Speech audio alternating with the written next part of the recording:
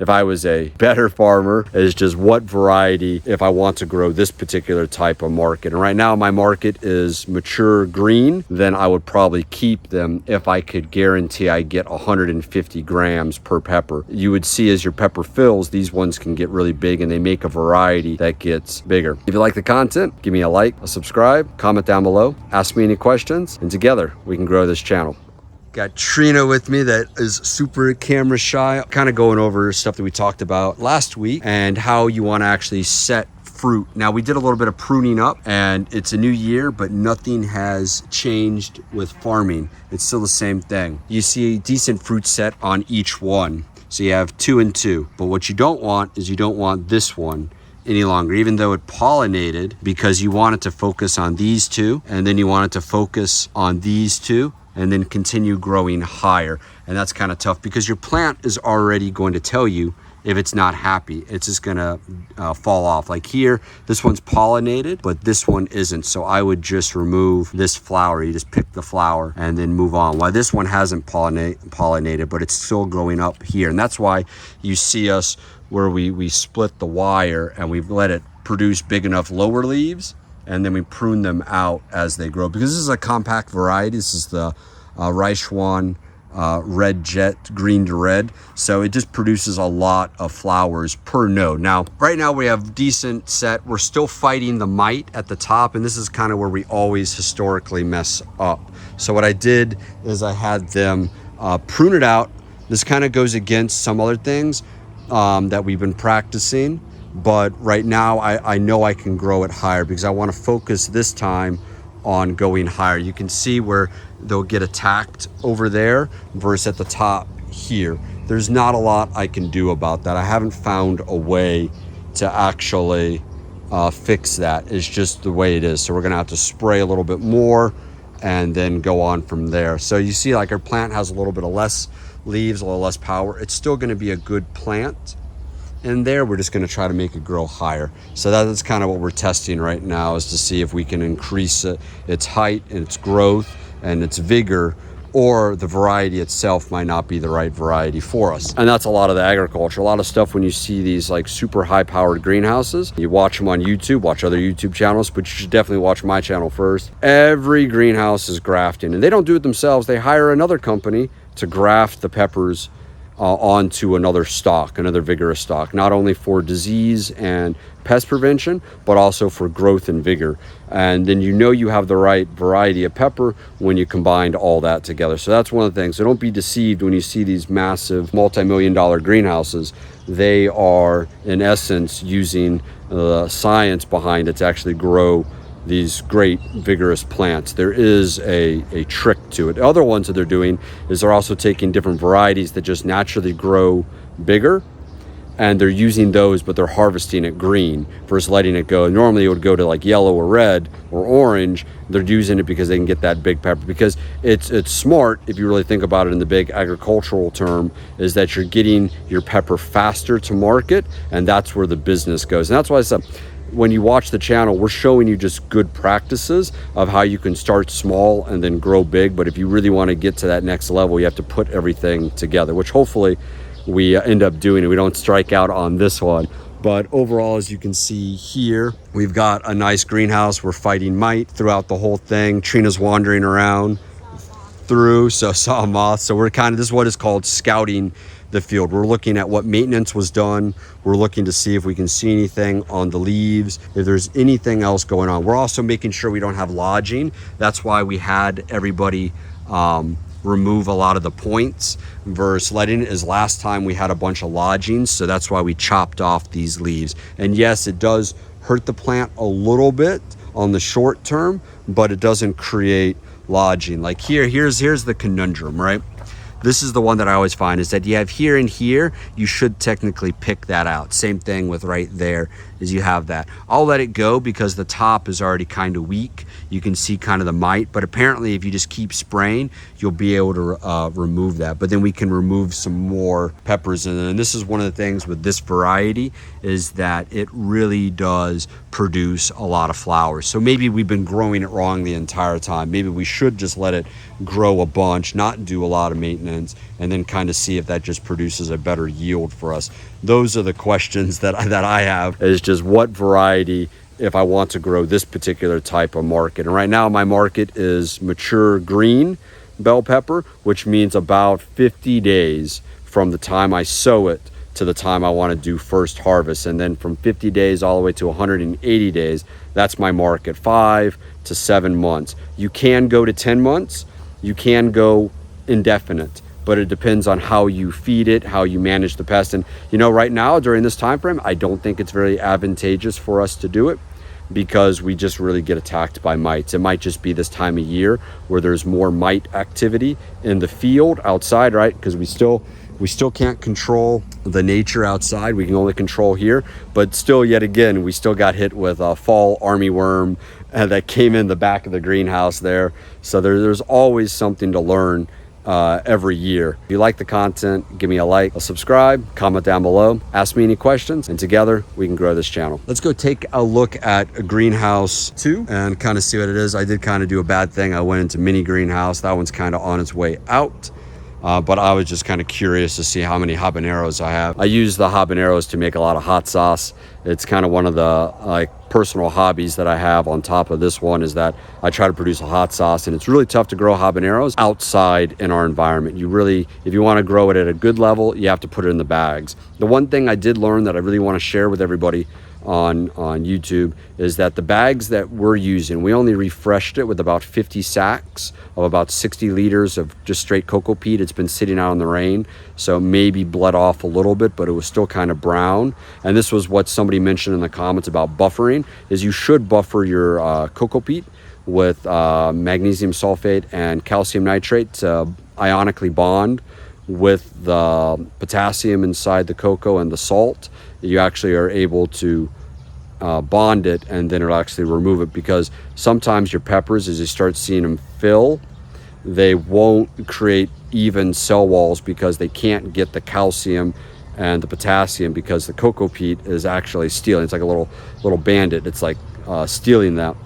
So one of the things that I did realize is that using older material, which is more on that side of the greenhouse, versus newer material, which are these 2 rows that you see behind me, it's looking good that you can indefinitely reuse your cocoa, other than it gets compressed and you might have to refresh it with bags. But we've grown different varieties, Salacious, Cucurbit, and we've gone back and forth, but I don't see any adverse effects yet. I don't see any disease issues.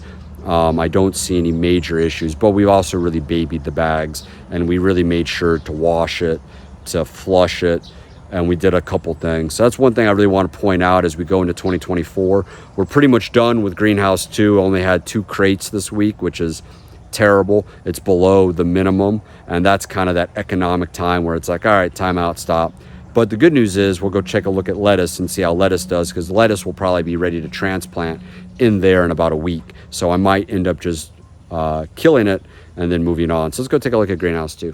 All right, so we have complete destruction on this. A lot of them are actually turning color, which is probably a sign to mosey on out and move on with this crop, because they're turning redder faster, and that's not my market. They're also becoming wrinkly. It's gonna be great to making pepper sauce and everything. Even if there is some resprouting, there's just not enough to warrant it. And you can see that the variety has kind of really taken its toll on the crop. So what I'll probably do is I'll just move this one out, do a cleanup harvest on it. But I see too many red inside here versus that. This row's good in the back. It's not good overall, but in the back it's like has more vigor. But in there you can see where it's just utterly destroyed. And there are some, but then they start growing really weird. That's not going to make a good marketable pepper, so you don't want to mess around with that. And then you just see that as the plant tries to survive, it tries to ripen its fruit, and it tries to put it to seed and everything. So you can see where it kind of fights back. Now it does end up rebushing, just because it's a pepper plant. It will indefinitely grow, but it's not going to grow anything that's going to be of a marketable use. So I think a better use for us is to take up the tie wire, take up the twine, save that, take up the clips, and then just get this ready for lettuce, and then we can do a bunch of lettuce inside here, and we'll be able to test the soil again. I think this variety is more of an issue with the soil borne issues more so than the pest. The pests don't help it, but the pest helps spread whatever issues you do have in here. But yeah, I don't think we're gonna have another harvest on this one, which sucks, because last week I was saying, oh, we got 4 weeks, but right now I don't see it. I see the growth, right? I see the parts that did get the right nutrition bounce back, but I don't see anything that's really worth keeping, because it's just too much input, labor, maintenance, whatever. I do see we finally got a control of our mites, but now we're losing the rest, and we just don't want to bring them in here. It's just better to move on, do a cleanup harvest, get the ones that we need, and then just move on from there. Is what it is. Game plan for Greenhouse 2 will be turn over and get into lettuce. Let's go take a look at Nursery. I should have gone in there first when I shot this video, but you know, let's edit that out, right? You know, just make it look like we did everything perfectly in the right order. But let's go take a look at the nursery. We'll go wash hands. Nursery is also the place where we have zero pest issues, zero bacterial issues. So it is the lifeblood of your farm. So you make sure you always take care of your nursery. It's the one heart that really keeps your farm alive. So I'm glad that we don't have any issues there. Let's go check out Nursery. I'll splice it together. I'll show the seedlings, but looks like we'll transplant lettuce into this field, into the main field. We'll probably wait on Greenhouse 2 just to turn it, clean it all out, and then get it ready. But if we have any leftovers, which I don't think we will, I think we'll actually have less than we need. What we're gonna do is we're gonna have the Adamine, the Invictus, and there's another one, it's a romaine. We're gonna plant them here at 20 to 25 heads per square meter, and then the other ones, the iceberg, we're going to do 11 heads per. So the land looks really good. It's already been tested, broken up, flattened as much as possible. Our drip irrigation isn't perfect, but you know, we're already at the point. We've got the rain, we have drip. We're just probably not going to be able to fertigate, which means we're going to have to do more hand spraying, do more foliar type spraying. But if you foliar spray a lot, isn't that the same as put it in the root zone anyway? You can also just drench, right? You can take the nozzle off and just drench the soil to get it into the root penetration, right? It's gonna drain from top to bottom, and as long as you just spray it in the ground, it's like doing a drench. Okay, it just requires a little bit more effort on your fertigation part. So you got to think outside the box sometimes, because otherwise I got to repair all this drip. And last time I did it, it looked like a water park with a bunch of leaks and everything everywhere. And the dogs love sitting out here on the land. But right now that we got to jump on the weather, and as long as it cooperates with us, everything looks good. The soil looks nice. All right, I don't know if I've ever posted any of the lettuce trials of how these have been. So this is iceberg, this is romaine most likely, and this is like a salanova. If you label what it is, then you do it. But our guys have already memorized it, and I can kind of see the difference in that. But these guys are ready to go. They're ready to go in the ground. That's good, because then I can start the next batch of seeds and get them ready. Lettuce is a very fast cycle. 21 days in the nursery normally, and then 60 to 80 days in the field. It can be faster based on the variety, based on your head size. If you're doing like an NFT system, nutrient film technique, you do any other types of hydroponic or anything else like that, you can do it much faster, right? Depends on the size of your market. For us, we're trying to grow nice big heads of iceberg. We're trying to grow decent sized heads of romaine. Remember, the more you grow it, the more issues that you could have down the line, the more you have to spray, more you have to feed. There's other things that come into it. We find that the sweet spot for us is about 60 days. So you have 21 days in the nursery, 60 days in the field, plus or minus weather, could be faster, could be longer, and then harvest. And then by that time you harvest, replant. That'll give us 2 cycles of lettuce. So that's the game plan. We'll see how it is. I'll show some awesome lettuce footage, but these guys are looking really nice. Looks like we're actual farmers. We'll review again what we have. So this is Adamine, hopefully I'm pronouncing that, by Rijk. This is what it looks like. The observation on Adamine is that either because the sun comes from there in the morning, or it's just a very particular head of lettuce. I don't know. Votes out on it. I don't know why it had more sparse, but it could just be I don't like the weather that we're at. So that one will most likely get planted in our shade spot, which is right by there. let's see, this is another pack. Yep, so I did 2 packs. That was 2,000 seeds, and that's kind of the result of 2,000 seeds. All right, next one. Let's see what we got here. We got Invicta, which is like a Salanova. That one I think is the bright green. I know they all look lime green. I mean, lime green, dark green, same thing. All right. So those ones, I can see that there's a little bit of difference. There is a difference I can see between that variety and this variety. So you can see that there is a difference in that. And then the other one is Bamako, which is over there. You can see it has a little bit. There should be in another one that's actually romaine, because we only had so many trays. I know as I plop everything around, but over there is the only trays I have romaine. I only have so many dome lids. There's only so much. I can fill my nursery a little bit more, but not as much. Nursery is, I would say, maybe like the size of a bedroom, maybe like 20 square meters total. So it's not that, it's not crazy big. But overall, the success during this time frame for lettuce was very good. Near 100% germination. Can't complain with that. It's looking really nice. I think that we will put these guys into the field. I don't see why we wouldn't, so I think they're ready to go. Might be a little bit earlier than I expected, but I think they're ready to go. They're showing signs that, hey, I'm ready to start growing. Sooner I can get them in the field into full soil, get the roots expanded.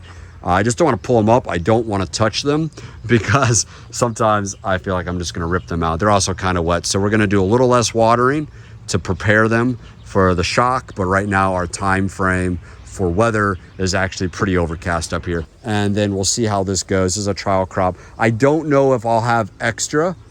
Seeing this is 27, 27, 27, plus the remainder down here. So maybe 100 trays of 128. We'll see how that goes. That might not fill the field. The reason why I haven't added any more is because, again, it's just a waste of Cocopeat medium. That stuff is expensive. It's like $5 a bag. It is expensive to use, but it produces really great results. And it's only because I only have so many 120. I think I only have like 100 128 cell trays. My bad for not getting more, but these trays have lasted me for a couple of years now. I really don't want to hunt for cheap ones. They've really done really well. Again, I'll just do another cycle. It's really okay to cycle your crops through, doing it all at once, because you might put these all in the field and they may all die. You know, you never know what you're going to get. So just have some caution. That's kind of what I really am looking forward to in 2024 as I try to expand the business and really go branch into other things, is have some caution about why we do it. Because again, if you take infinite amounts of money, you have to have infinite amounts of return. It can't be infinite amounts of money, but not a lot of return. And that's kind of how we're feeling about farming overall as we move into 2024, is that even at the budget options and everything, there's still a missing piece as we move into 2024. What is that missing piece? Is it me? Is it my team? Is it how we grow? Or is there just a way? Or maybe you just need to price your products higher and just understand that that's what it is. And that's kind of what you find out with other businesses, is you just price it higher and then you let the market consume it. Because at the end of the day, as long as you're producing good varieties, good product, hey, pay the farmer the higher price. They're working their butt off. That's what I said. You just have to watch my channel. Give me a like, subscribe, a share, comment down below, ask me any questions, follow me, then you can definitely grow anything.